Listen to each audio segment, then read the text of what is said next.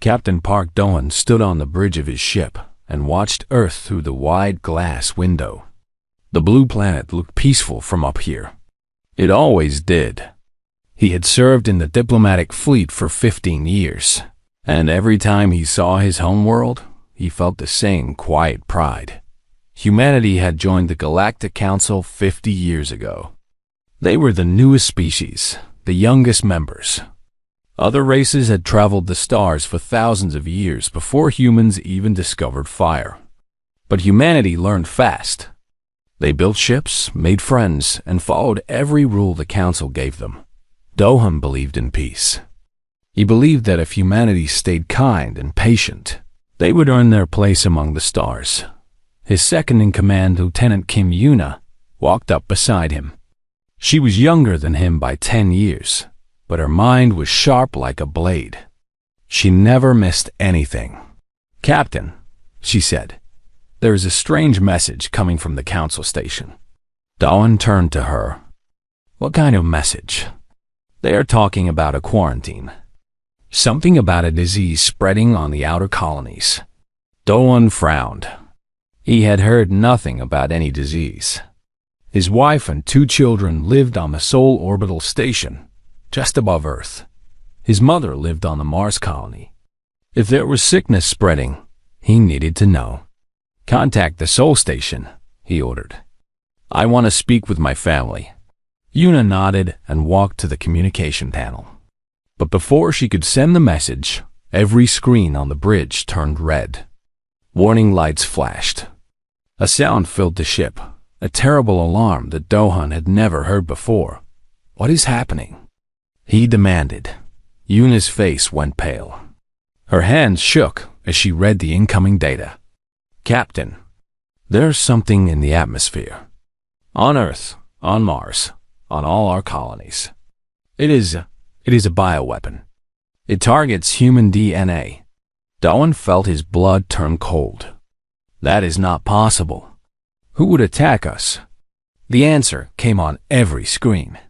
A message from the Galactic Council. The symbol of the Veldrani Dominion appeared first. They were one of the oldest species, powerful and proud.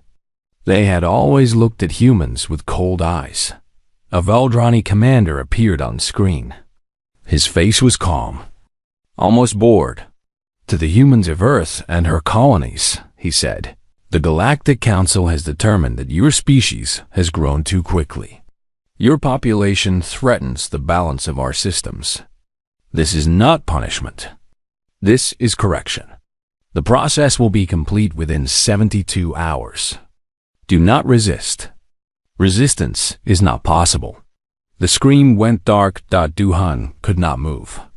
He could not breathe. Around him, his crew was screaming, crying, trying to contact their families. But the communication lines were dead. The Veldrani had blocked everything.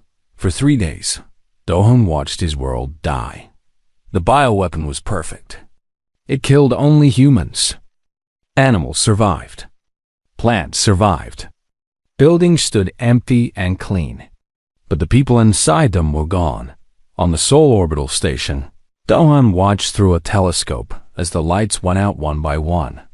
His wife, his son, his daughter, his mother on Mars, his cousins on Titan, everyone he had ever loved. 4 billion. 200 million humans died in 72 hours. When it was over, the Galactic Council released a formal statement. Do-hun read it on his screen with empty eyes. The human population correction was regrettable but necessary. The Council thanks the Veldrani Dominion for their swift action. Balance has been restored. We welcome the surviving humans to continue as peaceful members of our community." Do-hun read the message 3 times. Then he read it again. The word regrettable burned in his mind like fire. His crew waited for orders. 3 billion humans still lived on Earth and a few hidden stations. They were broken, lost, confused. The galaxy expected them to cry, to beg, to fall apart. Do-hun gave a different order. "Cut all transmissions," he said quietly. No messages to any alien species. No calls for help. No words at all. Una stared at him. "Sir, what do we tell the council?" "Nothing," Dohan said. "We tell them nothing. Let them think we are finished. Let them think we are too weak to fight." He turned away from the window. He could not look at Earth anymore. Not yet. 1 week later, Dohan stood in a dark room on Earth. The room was deep underground, hidden from all sensors. Around him sat the last leaders of humanity. Generals, scientists, politicians. Their faces were tired and broken, but their eyes were awake. Admiral Choi Taeson stood at the front. He was an old man with white hair and hard eyes. He had never trusted the council. He had warned everyone for years that the elder species saw humans as insects. No one had listened. Now they listened. "They think we are broken," Admiral Choi said, his voice rough like stone. "They think we will accept our place. They think we will bow our heads and thank them for letting us live." He looked at every face in the room. "They are wrong," he continued. "For 50 years, we played nice. We followed their rules. We smiled and nodded and asked for permission to exist. We held back our anger, our strength, our fire, because we wanted friends." He slammed his hand on the table. "We do not want friends anymore. Now we make examples. The galaxy will learn a simple lesson. You can ignore humanity. You can laugh at humanity. But the moment you try to destroy humanity, you sign your own death." The room was silent. Then, one by one, every person stood up. Dohan was the last to rise. He thought of his wife's smile, his daughter's laugh, his son's small hand in his. They would never come back. Nothing would bring them back. But he could make sure the ones who killed them would never forget what they had done. The survivors of Earth went quiet. No transmissions left the planet. No pleas for mercy. No cries for help. The galaxy watched the silent world and smiled. The human problem was solved. They had no idea what was coming. 5 years passed after the genocide. The galaxy forgot about humans. The Veldrani Dominion celebrated their victory. They held festivals and made speeches about protecting galactic balance. The council praised their wisdom. Other species nodded and agreed that humans had grown too fast, too greedy, too dangerous. On Earth, humans paid their tributes on time. They sent rare minerals and food to the council. They bowed when Veldrani ships visited. They spoke softly and kept their eyes down. Every alien who visited Earth came back with the same report. The humans were broken. Their spirit was dead. They would never be a problem again. This was exactly what humanity wanted them to believe. Deep beneath the mountains of old Korea, Dr. Baek Jisoo worked in a laboratory that did not exist on any map. She had not seen sunlight in 3 years. She had not spoken to anyone outside her team in 2 years. Her world was metal walls, computer screens, and the endless hum of machines. Before the genocide, Jisoo had been a professor. She taught young students about physics and energy. She dreamed of helping humanity explore the stars peacefully. Now she built weapons. "Doctor," her assistant called out. "The test is ready." Jisoo walked to the observation window. Behind the thick glass sat a small device, no bigger than a child's toy. It looked harmless. It was not. "Begin the test," Jisoo ordered. Her assistant pressed a button. The device activated. For 1 second, nothing happened. Then reality itself seemed to fold.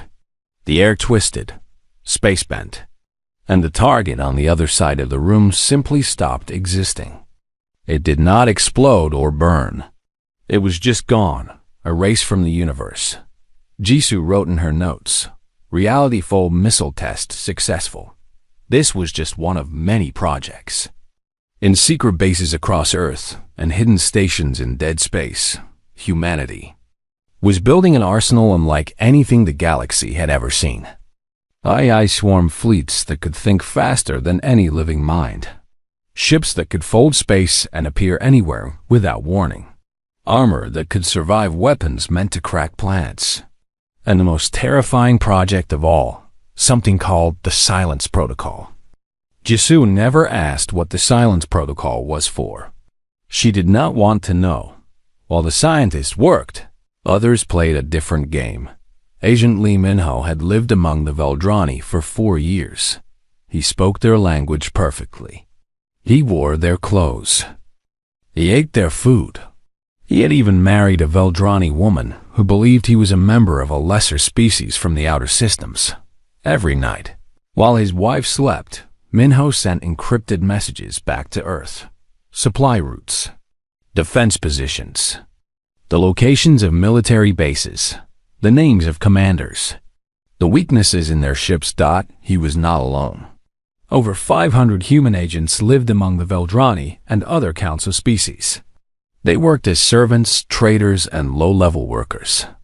No one paid attention to them. No one saw them as threats. That was their greatest weapon. Back on Earth, General Shin Hana planned the war that no one knew was coming. Hana had lost her entire family in the genocide. Her husband, her parents, her 3 brothers, and her baby nephew. She had cried for 1 week. Then she stopped crying and started planning. Her office was covered with maps and charts. Every Veldrani military base was marked. Every supply line was drawn. Every weakness was highlighted. "We cannot attack them directly," she explained to her officers one night. "Not yet. They have more ships, more soldiers, more resources. But they have one weakness they do not see." She pointed to the map. "They believe we are finished. They are not watching us. They are not preparing for us. When we strike, it must be so fast and so complete that they cannot recover. One moment of perfect violence. Then we control the war." Her officers nodded. They understood. General Hana had also created something else. In 12 different star systems, human agents had built sleeper cells. Small groups of fighters hidden in plain sight. When the signal came, they would activate and strike at the same moment.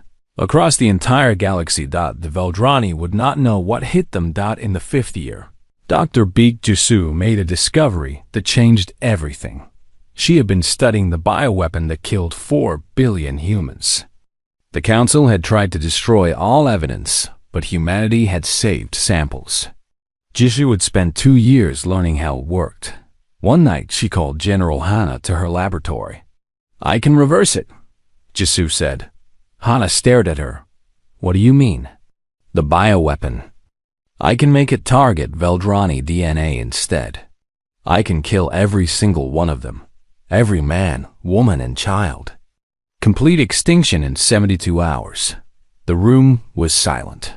Hana looked at the small device in Jisoo's hands. The power to destroy an entire species. The same power they had used on humanity. "Can you make it?" Hana asked. "I already have," Jisoo said. "The question is whether we will use it." Hana was quiet for a long time. She thought about her baby nephew, only 6 months old when the bioweapon took him. She thought about the millions of Veldrani children who had nothing to do with the genocide. "No," she finally said. "We will not use it. Not on civilians, not on children." Jisoo nodded slowly. "I hoped you would say that, but I needed to know." "Keep the weapon," Hana said. "Not to use, but to show. When the war comes, we will show the galaxy that we could have done to them what they did to us. And we chose not to. That is what makes us different. That is what makes us better." Jisoo carefully locked the bioweapon away. It would never be used, but its existence would send a message. On the final day of the 5th year, the leaders of humanity gathered one last time before the war began. Jisoo presented the completed arsenal. Ships that could break physics. Weapons that could end worlds. Soldiers trained in secret for 5 long years. Admiral Choi Taeson stood before them all. He was older now, his hair completely white, but his eyes burned with the same fire. "They gave us 5 years of peace," he said. "They thought we were mourning. They thought we were dying slowly. They were wrong." He looked at the weapons laid out before him, the ships, the missiles, the soldiers. "They gave us 5 years to mourn. We used it to build their nightmares. Tomorrow, we remind the galaxy why they should never have touched our children." The room erupted in a single cheer. Then silence returned. The quiet years were over. The loud years were about to begin. The Galactic Council was celebrating every 100 years. The elder species gathered on the great station at the center of known space. They exchanged gifts, made treaties, and reminded each other of their power. This year was special.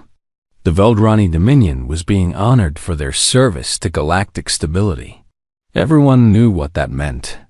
They were being celebrated for killing 4 billion humans. Ambassador Yunjie watched the celebration through her small screen. She sat alone on a human ship, hidden in the shadow of a dead moon. Her hands were steady. Her face was calm. But inside her chest, her heart beat like a war drum. "Ambassador," the pilot called from the front, "we are in position. All channels are ready." Geo nodded. "Wait for my signal." Across the galaxy, Commander Oh Sunwoo prepared his fleet. 200 human warships waited in fold space, invisible to all sensors. They had trained for this moment for 5 years. Every pilot knew their target. Every gunner knew their job. Sunwoo's second in command was pilot Kang Yunji. She was the best pilot in the fleet, fast and fearless. She had volunteered for the most dangerous mission, destroying the Veldrani command station above their military hub at Keth Prime.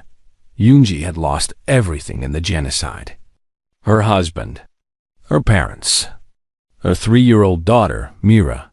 She still carried Myra's small toy in her pocket, a little stuffed rabbit with one ear missing.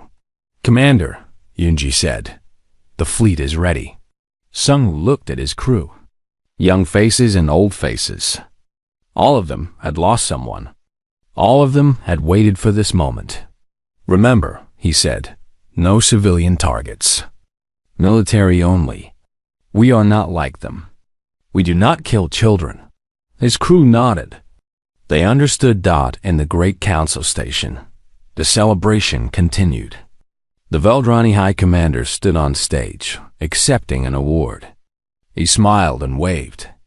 The other species clapped politely. Then every screen in the station flickered. The lights went dark for 1 second. When they came back on, a human face appeared on every display. Ambassador Yunjie. The crowd went silent. Confused whispers spread through the hall. Some species had never seen a human before. Others laughed nervously. What could the broken species possibly want? Jie did not smile. She did not bow. She looked directly into the camera and spoke. 5 years ago, you killed our children." Her voice was quiet but clear. It reached every corner of the station. It broadcast to every ship, every colony, every planet in the galaxy. You called it correction. You called it necessary. You laughed while our families choked on your poison.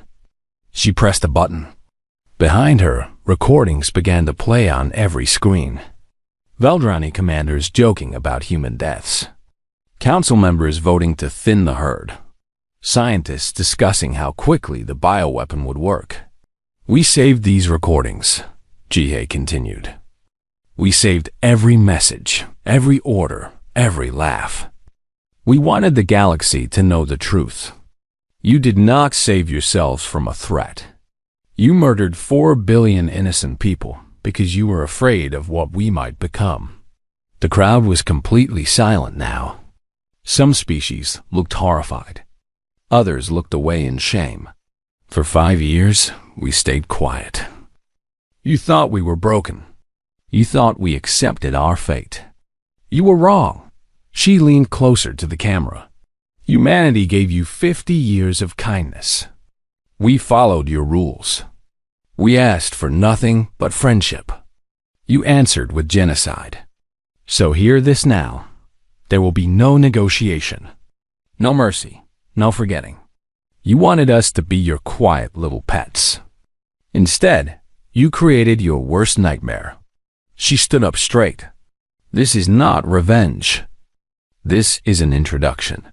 The transmission ended. For one heartbeat, the station was silent. Then the reports started flooding in. At Keth Prime, Commander Sunwoo's fleet exploded out of fold space. 200 human ships appeared directly above the Veldrani military hub. The Veldrani had no warning. Their defense systems were still powering up when the first missiles hit. The human weapons were unlike anything the galaxy had ever seen. Reality-fold missiles erased entire stations from existence. I swarm fighters moved too fast for Veldrani gunners to track. Human soldiers in advanced armor boarded ships and overwhelmed their crews in minutes. The battle lasted 11 minutes. 11 minutes to destroy the largest Veldrani military base in the sector. Pilot Kang. Yunji flew her fighter straight at the command station. Enemy fire filled the space around her. Her wingmates fell one by one. But she did not stop. At the last moment, she armed her special payload. A reality-fold missile, the same technology that had destroyed so many enemy ships. She aimed it at the heart of the station. Before she fired, she broadcast one message on all channels. For my daughter. The station vanished. The Veldrani command structure at Keth Prime was gone. Unji survived. She turned her fighter around and flew back to the fleet, the little stuffed rabbit still in her pocket. Commander Sunwoo sent a message to the Galactic Council. It was short. This was not revenge. This was an introduction. We can reach you anywhere. We can strike you anytime. And we are just getting started. The Council demanded immediate human surrender. They threatened total war. They said humanity would be wiped from existence. Earth's only response was a list of coordinates. The locations of 6 more Veldrani military installations. All of them were already burning. In secret bases across the galaxy. Human sleeper cells activated. Veldrani supply lines exploded. Military stations went dark. Transport ships vanished without warning. In 3 days. Humanity destroyed more Veldrani military power than the Dominion had lost in 1,000 years of war. The galaxy watched in shock. The broken species, the quiet pets, the weak little humans were tearing through the most powerful empire in known space like it was made of paper. Admiral Choi Tayson addressed Earth from the new command center. They thought silence meant weakness. They thought patience meant fear. They forgot the most important lesson of history. He paused. The most dangerous enemy is the one who has nothing left to lose. We already watched our children die. We already lost everything that mattered. There is nothing they can threaten us with anymore. He looked into the camera.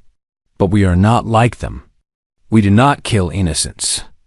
We do not target families. Every Veldrani civilian is safe from us. This war is for soldiers and commanders and the leaders who ordered our genocide. When it is over, we will offer peace. But first, they will learn the price of what they did. The broadcast ended. Across the galaxy, other species began to whisper. Some had suffered under the Veldrani for centuries. They had never dared to fight back. Now they watched the humans. And they began to hope that maybe the Dominion could be beaten after all. Maybe it was time for a change. The war lasted 3 years.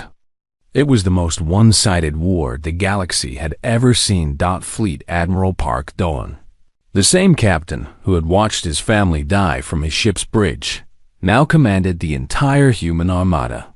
He had changed in these years. His hair had gone gray. His face had grown hard. But his eyes were still the same, filled with quiet sadness and cold determination. Every morning, Doan looked at a small picture he kept in his pocket. His wife, his son, his daughter, smiling at the camera on a sunny day. Every morning, he promised them the same thing. I will finish this. Then I will rest. The human military struck with perfect precision. They never attacked cities. They never bombed homes. Every target was military. Bases, ships, weapon factories, supply lines. Dohan had given strict orders from the first day. We will not become what they are.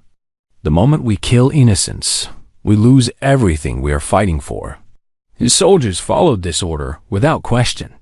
Even when they found Veldrani soldiers hiding among civilians, they waited. They separated the guilty from the innocent. They were patient. The galaxy had never seen anything like it. On the ground, Karl Han Sujin led the liberation forces. She was a small woman with a gentle face, but she fought like a storm. Her specialty was freeing the species that the Veldrani had enslaved. The Dominion had ruled over dozens of smaller species for centuries. They used them as workers, as servants, as entertainment. Some species had forgotten what freedom even meant. Sujin changed that. On the planet Keth, she found camps full of a species called the Aran. They were small beings with 4 arms and large, sad eyes.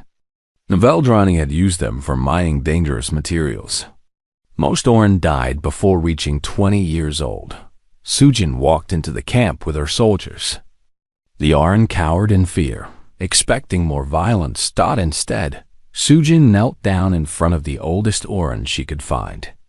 She looked into his eyes and spoke gently. We are humans. We came to set you free. You can stay here and build your own world. You can leave and go anywhere you want. Or you can fight with us against the ones who hurt you. The choice is yours. But you are not slaves anymore. The old Aran stared at her for a long time. Then tears began to fall from his large eyes. He had never been given a choice about anything in his entire life. We will fight, he said. We will fight with you. This scene repeated across dozens of worlds. Species that had been crushed under Veldrani rule joined humanity's cause. They brought knowledge, resources, and fighters. The human coalition grew larger every month. The Veldrani Dominion began to collapse. Their soldiers surrendered by the thousands. Their colonies begged for peace. Their allies in the council abandoned them one by one. No one wanted to be on the losing side. But the High Sovereign of the Veldrani refused to give up. The High Sovereign was old, one of the oldest Veldrani alive. He had ruled for 200 years. He had ordered the genocide personally. He believed that humans were insects, unworthy of existence. Even now, with his empire crumbling around him, he could not believe that he was losing to such a young, weak species. They are nothing. He screamed at his generals. They are children. How can this be happening? His generals had no answer. Many of them had already secretly contacted the humans, offering surrender. In the 3rd year of the war, Fleet Admiral Dohan cornered the High Sovereign's personal fleet above his homeworld. 12 human carriers faced 50 Veldrani battleships. The numbers favored the enemy. It did not matter. The battle lasted 2 hours. When it was over, only 3 Veldrani ships remained. The High Sovereign's personal vessel was among them. Dohan opened a communication channel. High Sovereign, he said calmly, your fleet is destroyed. Your empire is finished.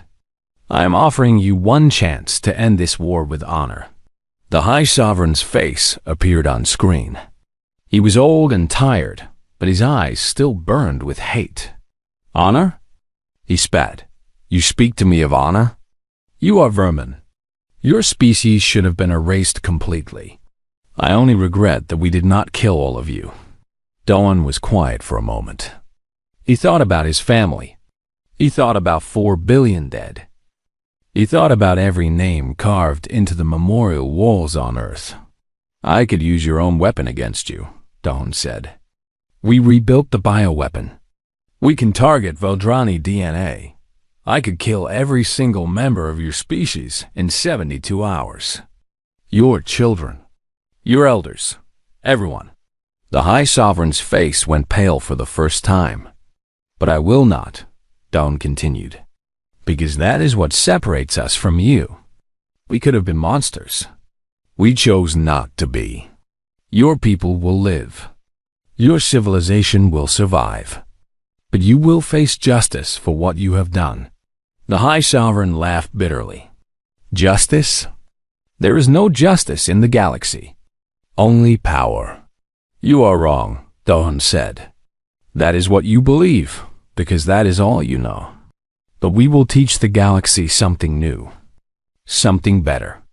And it starts with you standing trial for your crimes. He gave the order. Human soldiers boarded the High Sovereign's vessel. They found him sitting on his throne, too proud to run. They put him in chains and brought him to Earth. As the war ended, something unexpected happened. Other council species began contacting humanity in secret. They sent lists of names of their own people who had helped plan the genocide. Scientists who designed the bioweapon. Politicians who voted for it. Commanders who carried it out. They were afraid. They saw what happened to the Veldrani, and they did not want to be next. Doan accepted the information without promises. He did not trust the council species, but he also did not want more war. We will investigate every name, he told them. If they are guilty, they will face trial. If they are innocent, they have nothing to fear. This is the new way. The old way, your way, is finished. The leaders of the galaxy watched the humans with new eyes. These were not the quiet, polite species they had laughed at for 50 years. These were not the broken victims they had expected to fade away. Humanity had become something new, something strong, something that could not be ignored.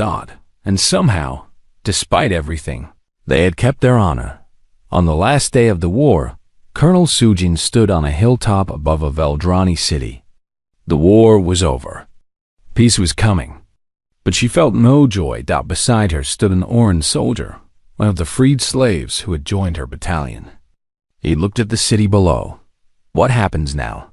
He asked. Sujin thought about it for a long time.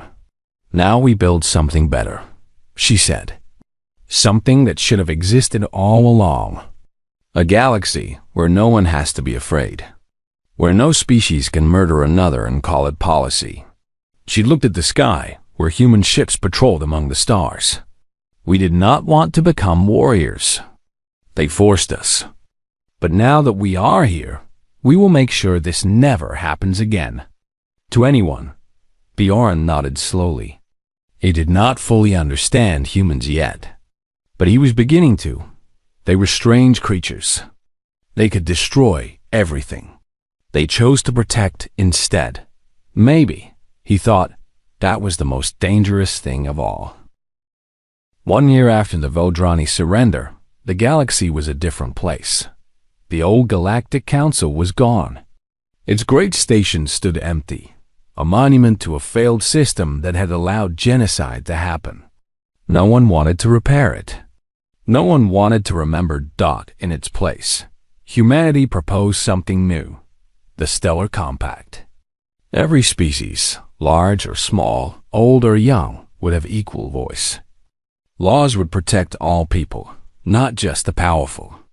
And one rule stood above all others. Any weapon targeting a species would be banned forever. Any nation that used such a weapon would face the combined forces of every other member. President Nocera stood before the first meeting of this compact. She was a quiet woman, a former teacher who had lost all 3 of her students in the genocide.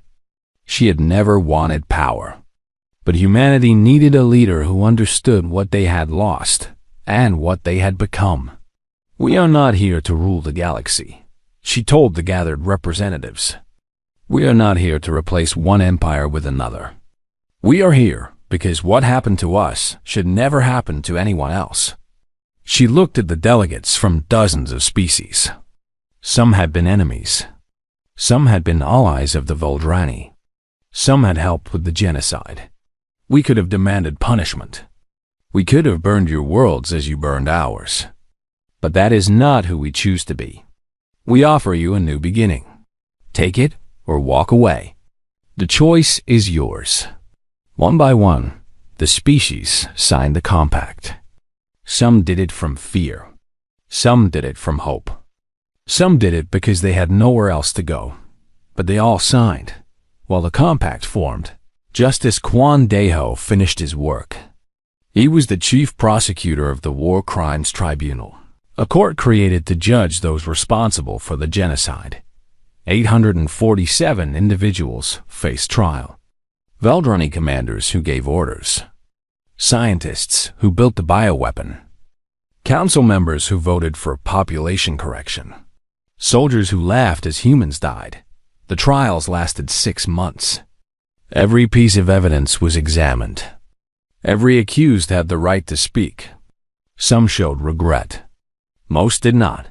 When all trials ended, Deho announced the sentences. There would be no executions.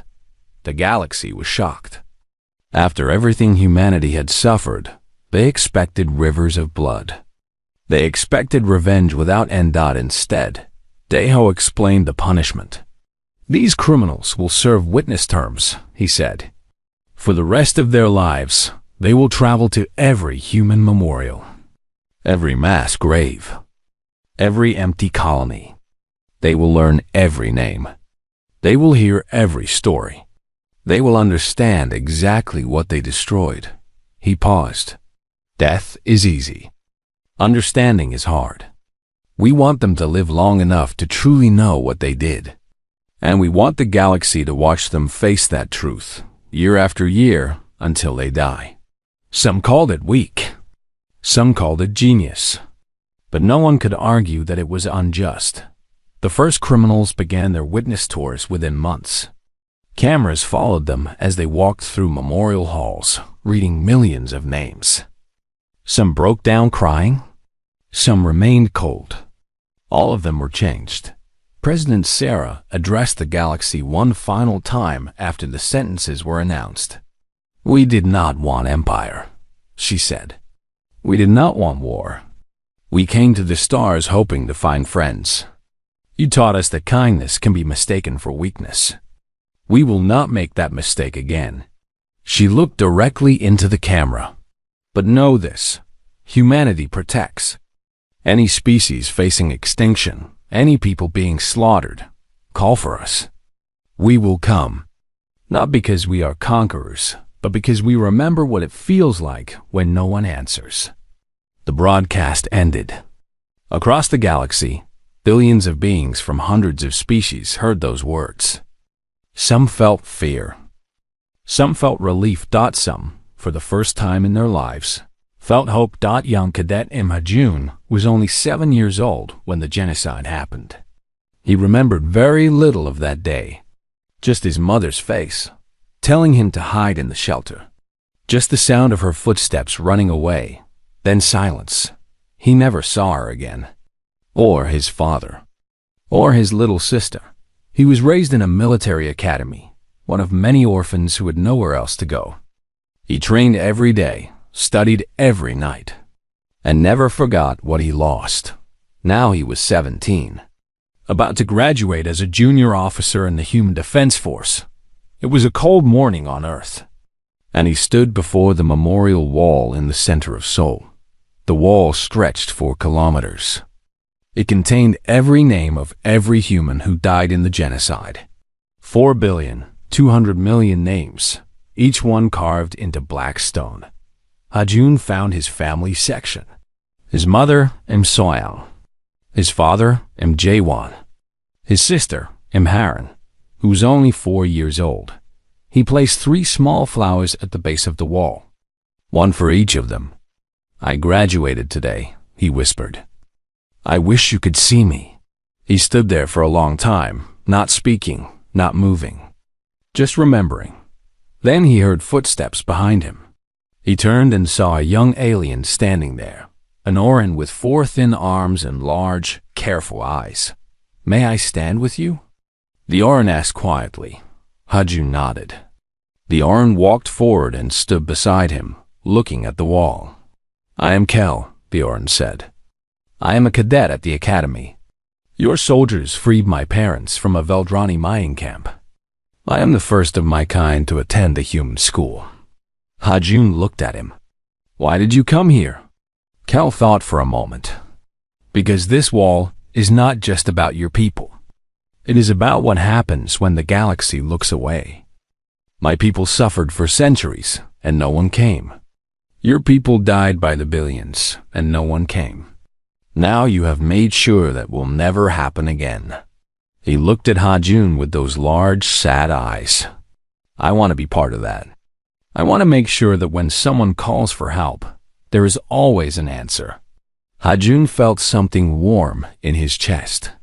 For the first time in years, it did not hurt to remember his family.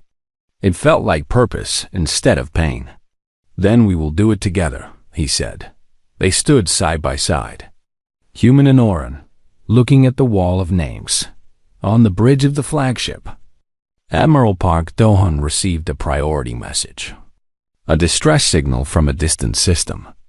A small species was being attacked by raiders, their colonies burning, their people dying. He had retired from active command. The war was over. He had earned rest, but he was on his feet before the message finished playing. "Contact President Sierra," he said. "Tell her we have a situation." Sierra received the message in her office. She listened to the recording, heard the screaming voices begging for help. She did not hesitate. "Send the fleet," she ordered. Within hours, human ships were folding space toward the distant system. They arrived to find 3 raider vessels destroying a defenseless colony. The battle lasted 8 minutes. When it was over, the raiders were gone, and human soldiers were landing on the surface, bringing food, medicine, and protection. The survivors looked at the humans with amazement. They had called for help, expecting nothing. No one had ever answered before. A human commander walked up to the colony leader, a small being with gray skin and trembling hands. "You are safe now," the commander said. "We heard you. We came." The colony leader began to cry. In his language, there was no word for what the humans had done. No word for strangers who came to help without asking for anything in return. He would have to create a new word. On Earth, in the memorial hall, the final words of President Sierra's speech were carved into stone beneath the 4 billion names. Humanity had learned to be kind. Then they learned to be terrible. But in the end, they chose to be guardians, because someone had to be. Young Cadet Hajun read those words every morning before training. He carried his mother's memory with him into every exercise, every lesson, every test. He was not angry anymore. He was not afraid. He was ready. Somewhere in the galaxy, someone would need help. Someone would face extinction. Someone would cry out into the darkness, hoping for an answer. And when they did, humanity would come, not for revenge, not for power, not for glory, but because they remembered what it felt like to be alone, and they would never let anyone else feel that way again.